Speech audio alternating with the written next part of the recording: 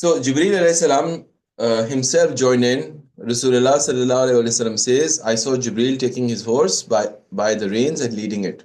We studied this briefly last time, but it's good to go through this so we're in the flow. All of the angels were wearing a white turban except Jibreel alayhi salam. He was wearing a yellow one to distinguish him, so he was the leader of the angels.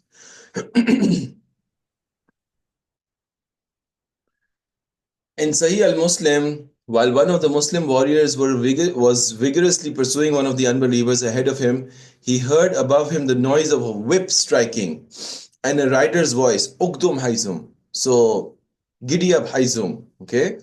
So, what happened? A Muslim soldier is just walking or running, and immediately in the sky, something he hears a whip, right? And a person saying Uktum Haizum. So any of you who knows how to ride, right? Giddy up means for the horse to go faster, right? And they use whip to hit the horse. Haizum was the name of the horse. Okay, that's the idea that I was giving you guys. If you ever have a horse or something, you can name him Haizum.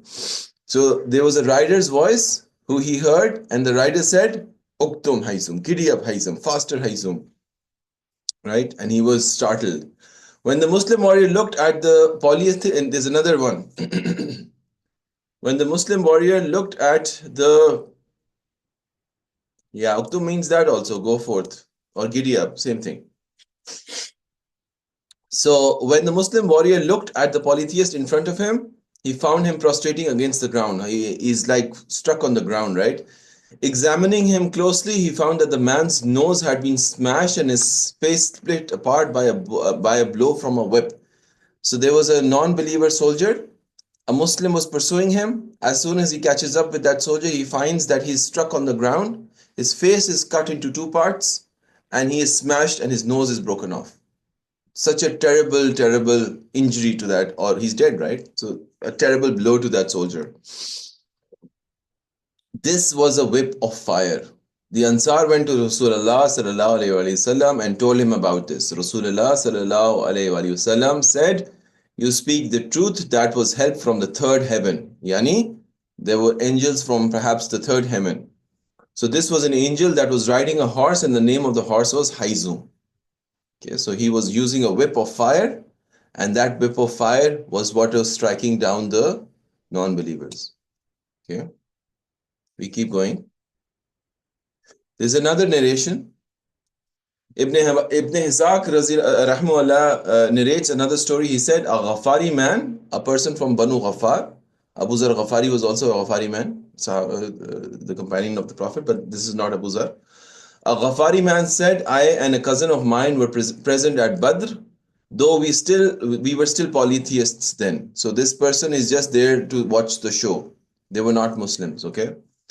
We were up on the mountain waiting for the battle to take place and to see who would win. So they're just there with, the proverbial popcorns, just watching what happens. Okay? Just to witness what is happening. And then what happens?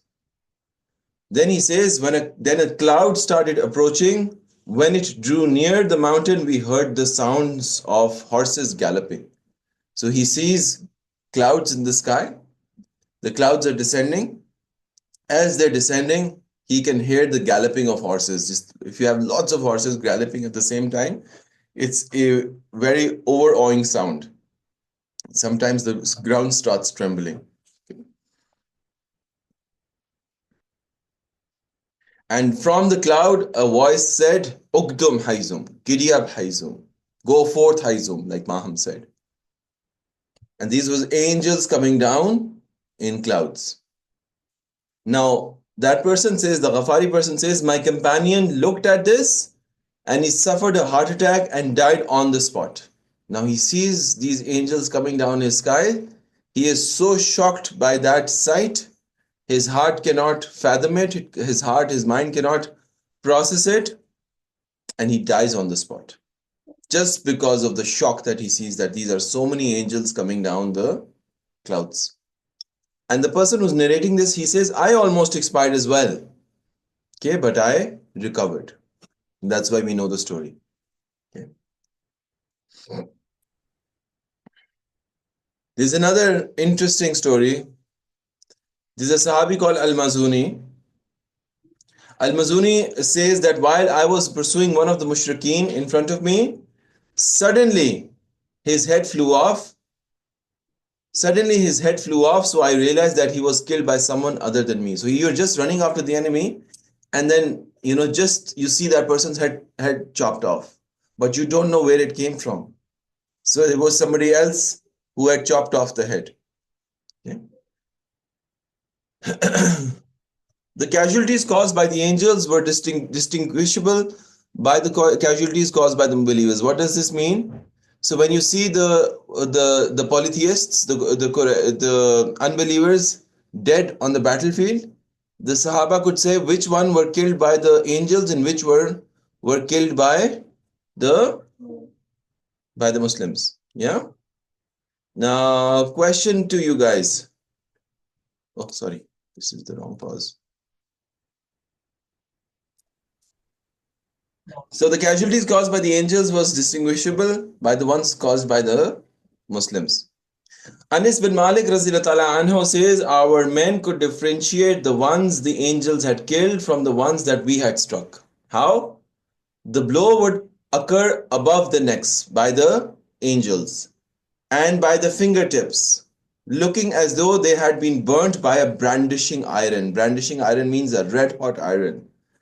The strikes of the angel were clean cut and it was black as if it was burned. So, a bit contrary to what you're saying, Luqman, the cuts or the blows done by the angels were clean, but they left burnt marks, like this example that I'm showing here.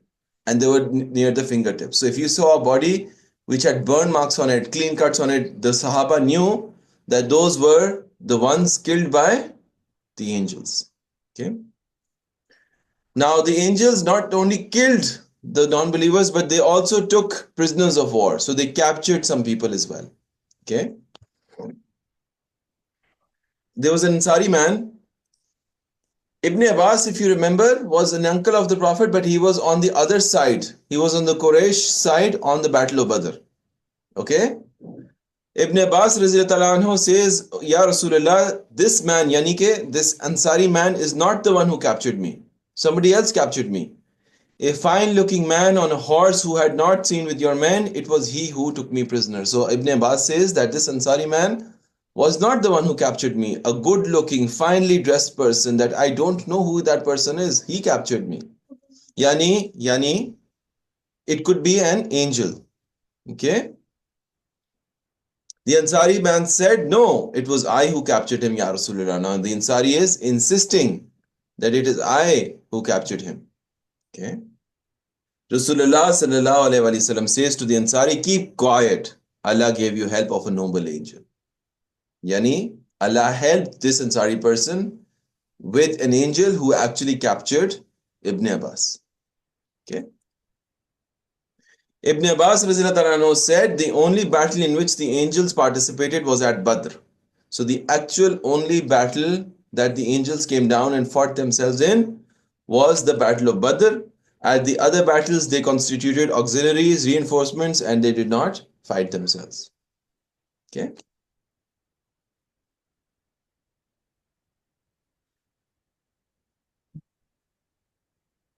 Of Umayyah bin Khalaf. Okay. Now, Umayyah bin Khalaf was one of the big leaders of Quraysh. Okay. And then after this, we'll do the quiz. Sa'ad bin Mu'az, if you remember, is one of the leaders of Al-Ansar. Right? He used to live in Medina. Now, a little bit of, like where you're watching a movie and it says a sub-caption 10 years ago. Right? So this is Battle of Badr happening. And then imagine there's a sub-caption 5 years ago. Right? So this is just a small snippet. So Sa'ad bin Mu'az was a close friend of Umayyah bin Khalaf. Okay, Umayyah bin Khalaf was a leader from Quraysh. Whenever Umayyah passed through Medina, he used to stay with Sa'ad, and whenever Sa'ad went to Makkah, he used to stay with Umayyah. So they used to live at each other's homes in Makkah and Medina. Umayyah was from Makkah, and Sa'ad bin Mu'az was from Medina. Okay. Now, when Allah's Messenger sallallahu alaihi wasallam arrived at Medina, and now Rasulullah had done Hijrah already. Saad normally was traveling, so he went to Makkah, and whenever he went to Makkah, where did he stay? He stayed in Umayyah's house. So he was staying in Umayyah ibn Khalaf's house in Al-Makkah. So he said to Umayyah, tell me of a time when the mosque is empty so I may be able to perform tawaf around the Kaaba. Maybe they were still, didn't want to get into the rush, right? So even if you go now, these days, at the time when there's less rush is during after Zohar or just before Zohar, right? Because it's midday time, either it's lunchtime or it's siesta time, right? Sometimes after Zohar, the culture in Arabia used to be more, but less so now. People used to take the afternoon siesta. So even now, if you go in summertime, the best time to visit Al-Haram when there's less rush is during midday time. Okay. So Umayyah said, let's go at about midday, right? Around Zohar time. And that's where they saw Abu Jahl. Abu Jahl met them and said, oh Abu Sufyan, who is this man accompanying you? Abu Sufyan is the kunya of Umayyah bin Khalaf. Kunya means he's the father of Safwan. So Safwan must be the son of Umayyah. Okay, so always remember the Arabs used to have a name like your Hamza, like for me, I'm Zarar, that's my name. But my kunya is Abu Ibrahim. Ibrahim, piche ho Abu Ibrahim. So similar, Umayyah bin Khalaf, but his kunya is Abu Safwan. So Abu Jahl says, who's this with you?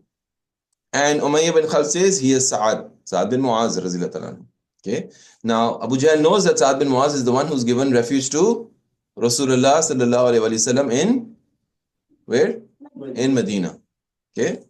Abu Jahl addressed Sa'ad saying, I see you wandering around safely in Mecca in spite of the fact that you have given shelter to the people who have changed their religion and have become Muslim. He's saying, how are you just walking around, without any in complete safety, whilst you are the ones who has given refuge to our enemies, our people who have changed their religion, who've become Muslim. So Abu Jahl is taunting him and says, I have claimed that you will help them and support them. By Allah, if you were not in the company of Abu Safwan, you would not be able to go to your family safely. Now he's threatening Sa'ad that just because of Umayyah bin Khalaf, I'm letting you go. If Umayyah bin Khalaf was not here, I would not let you go safely. Clear? Now Sa'ad bin Mu'az raised his voice, said to him, by Allah, if you should stop me from doing this, yani performing the tawaf, I would certainly prevent you from something which is much more valuable to you, and that is your passage through Medina. You all know the caravans used to go from here to Asham, Syria, and through that they had to pass through Medina. So Sa'ad bin Mu'az is saying that if you threaten me like this, I will do something much worse to you, and that is stop your passage towards Asham and passage through Al-Madinah. Okay. On this, Umayyah said to him, Ya Sa'ad, do not raise your voice before Abu al-Hakam. Who is Abu al-Hakam? Abu Jahl. They used to call him Abu al-Hakam, if you remember. Father of wisdom. The Muslim used to give him the title of Abu Jahalat. He is the father of ignorance. The chief of the people of Makkah. So do not raise your voice to him. Umayyah bin Khalaf is saying to Sa'ad bin Mu'az. Sa'ad said, oh Umayyah, stop that. By Allah, I have heard Allah's messenger predicting that the Muslims will kill you. Now this is something to be alarmed about. Okay. Now Umayyah bin Khalaf is saying, don't raise your voice to Abu Jahl. What does Sa'ad says? Stop it. I have heard Allah's messenger sallallahu alaihi wasallam predict that the Muslims will kill you. Now this is something very serious. Umayyah asked Sa'ad, where? In Makkah? Sa'ad said, I do not know. Now Umayyah was greatly scared by that news because they knew Rasulullah never lied. They would not believe him, but they knew that he was a Sadiq al-Amin. He tells the truth, does not lie. Okay. Umayyah bin Khalaf goes back home and says to his wife, oh Safwan, don't you know what Sa'ad told me today? Do you know what Sa'ad said today? He says to his wife. She said, what has he told you? Umayyah bin Khalaf says he claims that Muhammad sallallahu alaihi wasallam has informed his Sahaba that they will kill me. I asked him in Makkah, he replied, I do not know. So now Umayyah is greatly in fear. He says that Muhammad said sallallahu alaihi wasallam that they will kill me, but where will they kill me? They haven't told me yet. So now he's scared, he's petrified. Yeah. Umayyah said, by Allah, I will never go out of Makkah. Now he's scared, right? He says, I'm never going to go out of Makkah. Abu Jahl on the day of the Battle of Badr came and Abu Jahl called the people to war. Now, if you're watching the movie, now we're back in present time, okay, which is Battle of Badr. So you had to have this background a little bit. So, but when the Battle of Ghazwat al-Badr came, Abu Jahl called the people to war, saying, "Go and protect your caravan." But Umayyah disliked to go out, so he's like, "I'm not going to go out," because he knows that he's been given the bisharat of death. Okay, so he says, "I'm not going to go out."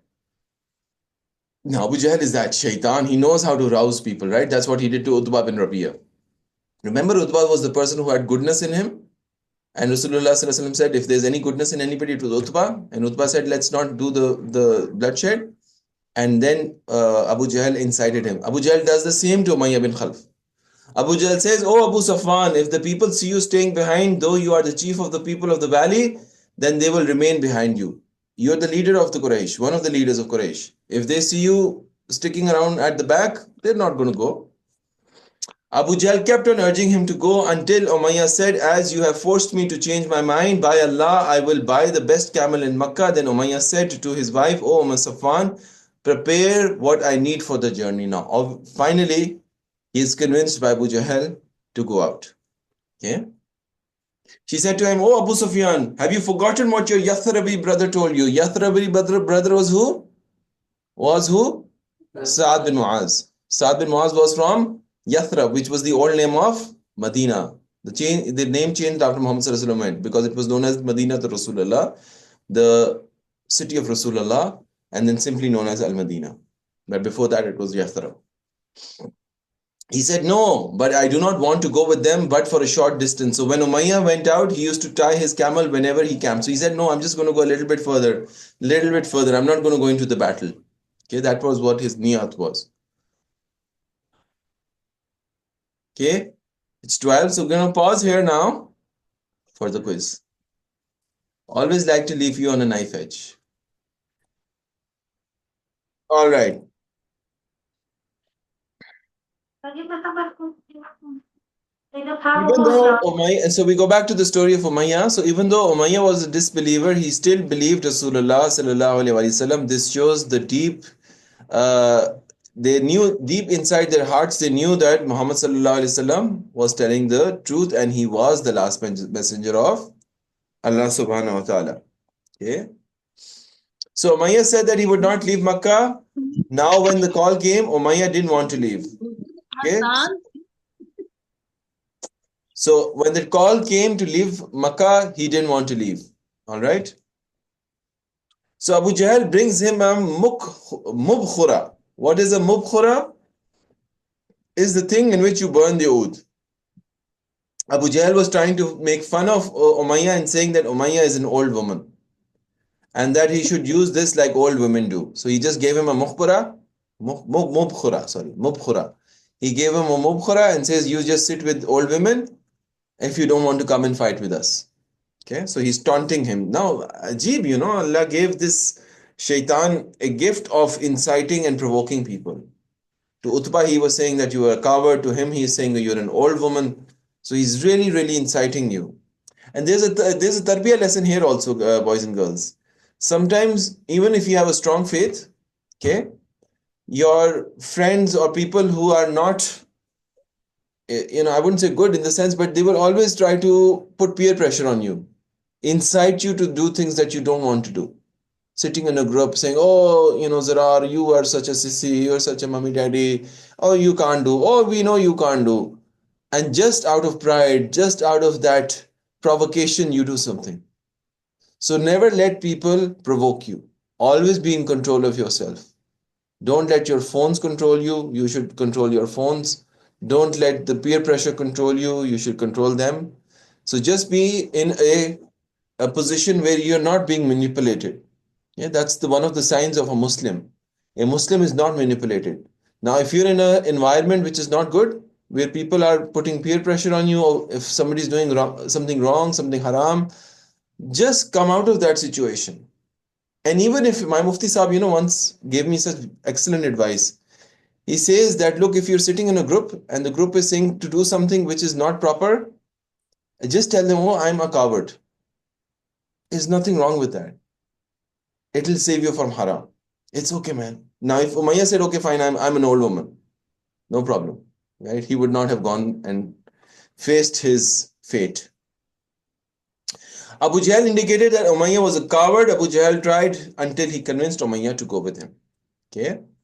Ibn Kasir rahimullah said that whenever the Quraysh would stop on their way, Umayyah would make the intention that it was their last stop, but he eventually ended up entering the fray of battle himself. Okay. So he ended up in the fray of battle. And Maham, that's a good comment. We'll like to hear about that at the end, right? So hold on to that thought. So Umayyah ibn Khalaf at the end entered the fray of battle. Okay.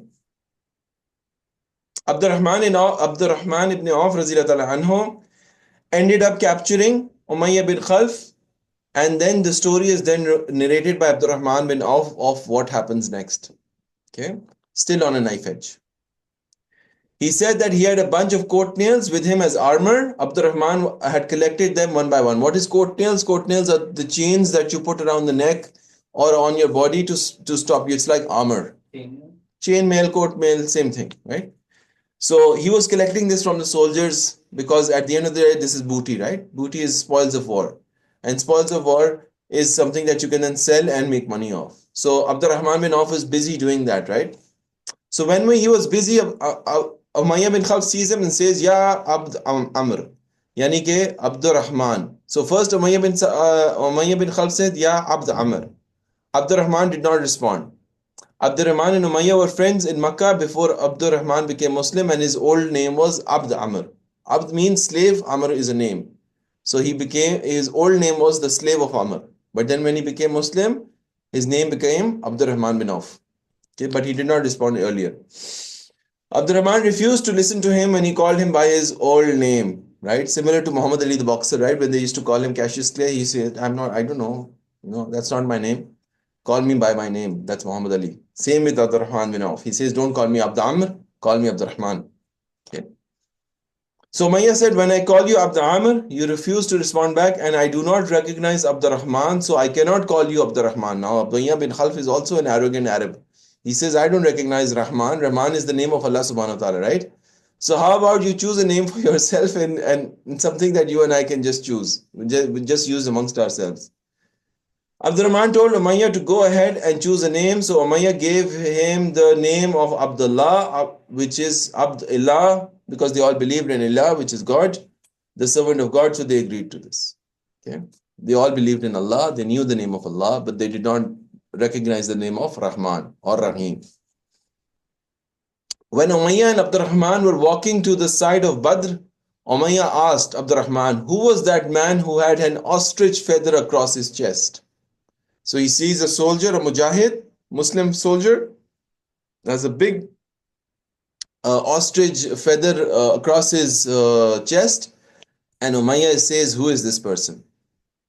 Abdurrahman says, this is Hamza bin Abdul Muttalib. Umayyah bin Khalaf said, this is the man who ruined us. So Hamza was truly the lion of Allah. So this is somebody that they feared, Hamza raziyallahu anhu. Okay. Umayyah then asked Abdurrahman if he wanted something better than the coat nails that Abdurrahman had been carrying. So he's saying, can I give you something better? Abdurrahman asked him what that was. Umayyah said, me and my son. Obviously, Umayyah was rich, so his ransom would bring him a lot. So what Umayyah was doing was telling Abdurrahman, take them as prisoners, and which would have saved their lives. And then obviously Umayyah was a rich person. He could have ransomed himself, which would make Abdurrahman a rich person. Okay, so that's the deal that they're doing.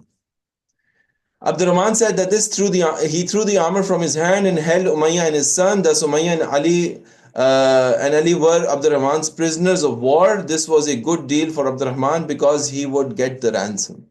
Okay, so he took his son and Umayyah. However, somebody spots Umayyah bin Khalaf. Now somebody sees Umayyah bin Khalaf. Who sees Umayyah bin Khalaf? Sayyidina Bilal raziyallahu anhu, the former slave of Umayyah. Bilal was tortured by Umayyah. Now Umayyah bin Khalaf was the same person who was the owner of Bilal. When Bilal became Muslim, he was the person who used to persecute Bilal Razilullah anhu. You remember the Makkah series? When Bilal used to be persecuted and he kept saying Ahad, Ahad, Ahad, he would never relinquish Islam. The person who kept torturing him was who? Umayyah bin Khalaf. Until Abu Bakr bought him and set him free. So Bilal was like, this is the shaitan, I cannot stand this person. He sees Umayyah. What does Bilal Razilullah anhu say? Bilal Razilullah anhu saw him and he screamed, Umayyah, the head of the disbelievers. Okay. Abdurrahman said, hey Bilal, no, he's my prisoner. Yani he's calming Bilal Razilullah anhu down. Right? What does Bilal Razilullah anhu say?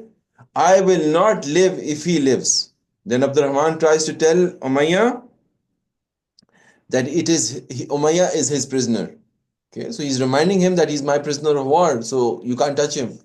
But what is Bilal saying? Bilal Razilullah is saying that no, he is my prisoner of war. I cannot live until I see him dead, right? So let's pause for a second. Okay. So Bilal Razilullah says that I will not live if he lives. Okay. So what does Bilal Razilullah do? He goes to the Ansar. Okay, hold on. My transition needs to work.